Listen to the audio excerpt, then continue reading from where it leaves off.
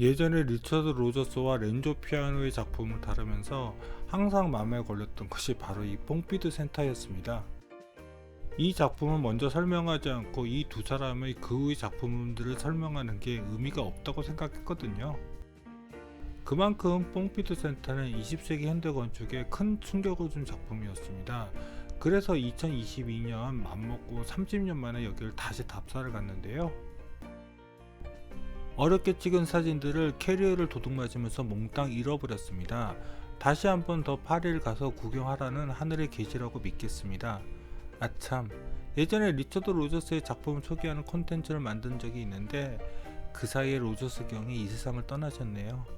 이 멋진 뽕피드 센터를 소개하는 저는 여러분과 함께 건축의 길을 가는 Cinema C Architecture A Psychoanalysis P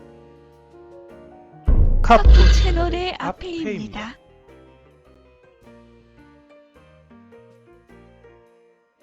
뽕피드 센터는 파리의 중심인 루브르 박물관에 걸어서 한 20분 내외 거리에 있습니다. 프랑스 파리의 전통을 상징하는 루브르 박물관에서 이렇게 가까이에 이런 SF적인 건물이 있다는 것도 정말 대단하다는 생각이 드네요. 자, 바로 이쪽이 아니라 저기 보이는 것이 뽕피드 센터입니다.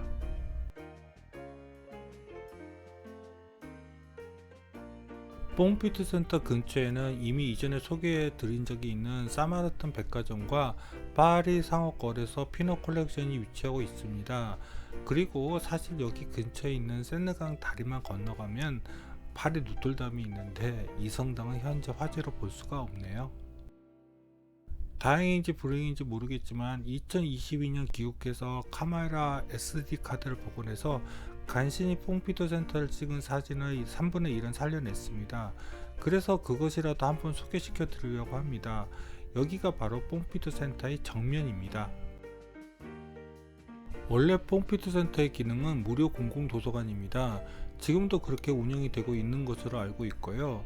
그래서 몇 개 층은 도서관으로 운영되고 있고 6층에는 갤러리가 있어서 현대미술관도 운영되고 있습니다. 뽕피드 센터는 2명의 걸출한 건축가를 배출했지요. 이 뽕피드 센터는 당시 듣보잡이었던 38살의 리처드 로저스와 34살의 렌조 피아노의 손에서 탄생했습니다. 지금 제 나이로 생각해보면 뽕피드 센터를 설계할 때 로저스와 피아노는 아이나 마찬가지인데 도대체 뭘 믿고 이런 엄청난 프로젝트를 맡길 수가 있었을까요? 뽕피드 센터는 구조와 설비 시스템이 모두 바깥쪽으로 노출된 가구와는 전혀 다른 새로운 건축 작품이었습니다. 그래서 로저스와 피아노는 새로운 건축사조의 선두주자가 됩니다. 바로 하이테크 건축입니다. 물론 극도의 기계미를 추구하여 레이트 모더니즘으로 이 작품을 집어넣기도 합니다. 뽕피드 센터에 노출된 설비들은 컬러로 구분이 되는데 녹색 파이프는 배관, 파란색 덕트는 실내 온도 조절용, 전선은 노란색, 순환 요소 및 안전장치는 붉은색으로 구분했다고 합니다. 그런데 정면을 보아서는 잘 몰랐는데 후면을 보니 뽕피드 센터의 규모는 생각 이상으로 거대했습니다. 하지만 배관만이 뽕피드 센터의 특별함이 아니죠. 저는 도리어 뽕피드 센터의 구조가 더 신기하게 여겨졌습니다. 기본적으로 뽕피드 센터의 구조는 거대한 트러스 구조입니다. 그렇기 때문에 기둥 부분에 캔틸레버 브래킷이 회전단으로 붙어 있습니다. 어떻게 이런 생각을 해낼 수 있을까요? 그리고 뽕피드 센터 내부에 50m 경관의 빈 공간을 만들기 위해서 높이가 2.3m에 달하는 워렌 트러스가 이렇게 설치되어 있습니다. 그리고 저기 캔탈레버 브래킷의 바깥쪽에 연결된 것을 타이 로드라고 하는데 브래킷이 기울어지지 않도록 잡아주고 있다고 합니다. 마치 현수교의 현수 구조처럼요. 하지만 이런 구조적인 측면보다 저와 같은 사람들은 저 정면의 바깥쪽으로 돌출되어 있는 에스컬레이터 구조물에 이상하게 끌리게 되지요. 그런데 자세히 보시면 각층 엘리베이터 옆쪽으로 원형 아크릴 튜브 공간이 길게 빠져나와 있는 것이 보일 것입니다. 여기는 1층, 그러니까 한국으로 치자면 2층에 해당하는 위치에 길게 빠져나와 있는 아크릴 원형 튜브 공간입니다. 사실 이 공간은 구조적인 역할보다는 공간적인 역할을 더 많이 합니다. 정말 pompidu 센터 곳곳을 다 사진을 찍었는데 겨우 구한 사진들이 이것밖에 없어서 답답하네요. 이렇게 보면 언뜻 에스컬레이터 아래 부분에 구조가 없는 것처럼 보이지만 실제로 소수의 기둥들이 떠받치고 있습니다. 사진이 제대로 있다면 제대로 pompidu 센터를 소개할 수 있었을 텐데 안타깝네요. 뭐 언젠가 다시 가서 컨텐츠로 사용할 사진과 동영상을 찍어 올 것입니다. 원하면 꼭 이루어지더라고요. 자, 그럼 이제 pompidu 센터 내부로 들어가 보겠습니다.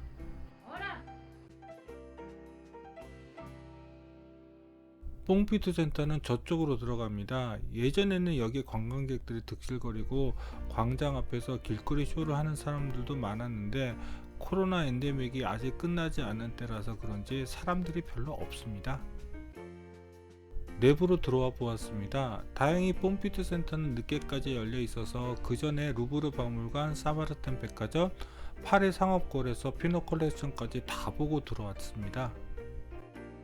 지상층 내부 공간입니다. 정말 호환전이 넓지요? 여기 내부에는 기둥이 없습니다. 그러니 시각적으로 걸릴 것이 하나도 없지요.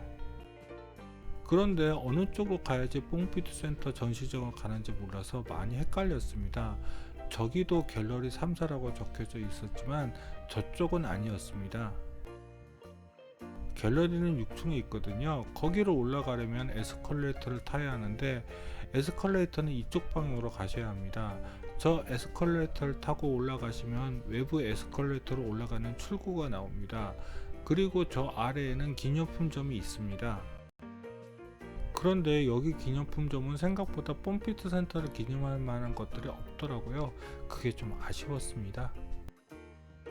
이 기념품점 위에는 이런 공간이 있는데 처음에는 아이들의 놀이공간인 줄 알았는데 그런 것 같지는 않습니다. 아이들 대상의 전시장 같은 느낌이 들었습니다.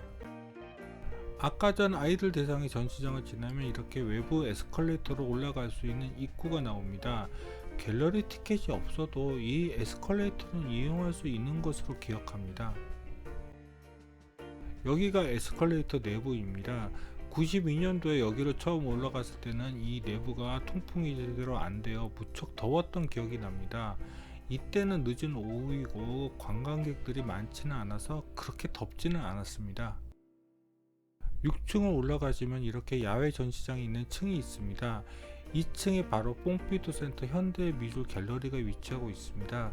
저는 1992년에 여기 와서 처음으로 백남준 비디오 아트를 본 기억이 있습니다. 하지만 이제 백남준 비디오 아트는 여기에 전시되어 있지 않더군요. 그런데 여기 전시된 현대미술 작품들이 괜찮았습니다. 원래 프랑스는 현대미술이 좀 약하다는 편견을 가지고 있었거든요. 하지만 중요한 현대미술 작가의 작품들은 대부분 가지고 있더군요. 역시 프랑스는 예술의 나라인가 봅니다. 예전에 대학의 현대건축 특강 시간에 pompidu 센터를 처음 보았습니다. 그때 교수님이 여기 pompidu 센터는 층고로 조정할 수 있게 만들었다고 강의를 하셨는데 도대체 무슨 근거로 그런 이야기를 하신 것일까요? 물론 여기 내부에는 기둥이 없어서 마음대로 전시실 레이아웃을 정할 수는 있지만 그 정도까지는 아닙니다. 하지만 장 디비페의 겨울저항과 같은 작품도 마음대로 설치할 수 있는 것도 pompidu 센터 전시장이 가지고 있는 장점이라고 할 수 있죠. 사실 장 디비페의 작품을 여기서 처음 본 것은 아닙니다.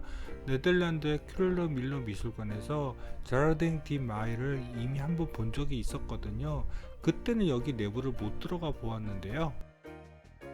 pompidu 센터에 설치된 겨울 정원과 같은 느낌이 아니었을까 싶네요. 여기는 조명이 없어서 문으로 들어오는 조명밖에는 없었습니다. 어떻게 보면 만화 속에 내가 들어와 있는 듯한 그런 느낌을 주는 작품이더군요. 사실 별로 기대하지 않고 여기 갤러리를 왔었는데 정말 볼 게 많아서 다 보는데 시간이 많이 걸렸습니다. 그런데 남은 사진들은 정작 이런 공간밖에 없네요. 여기까지가 pompidu 센터입니다. 뽕피투 센터를 설계한 렌조 피아노와 리차드 로저스도 한번 다시 봐야겠죠. 아직까지도 렌조 피아노는 왕성하게 활동하고 있는데 로저스는 이제 이 세상 사람이 아니네요. 참 대단한 사람들입니다.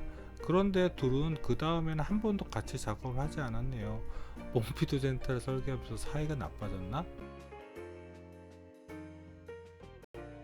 사실 2022년에 뽕피투 센터를 다시 찾은 가장 큰 이유 중에 하나가 바로 이 스파라빈스키 분수를 보고 싶어서였습니다. 그런데 슬프게도 여기가 리노베이션 중인지 이 부분에는 아무것도 없더라고요. 1992년에는 멍청하게 이런 곳이 있는지도 몰랐거든요. 바보.